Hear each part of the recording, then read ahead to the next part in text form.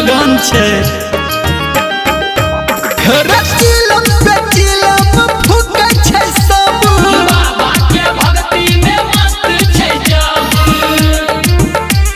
छौरा निर्मलिया जब से गावे लगलै, छौरा निर्मलिया जब से गावे लगलै, तब से गाजा के दाम बढ़े लगलै, तब से गाजा के दाम बढ़े लगलै। बड़ महंगा छे पुड़िया।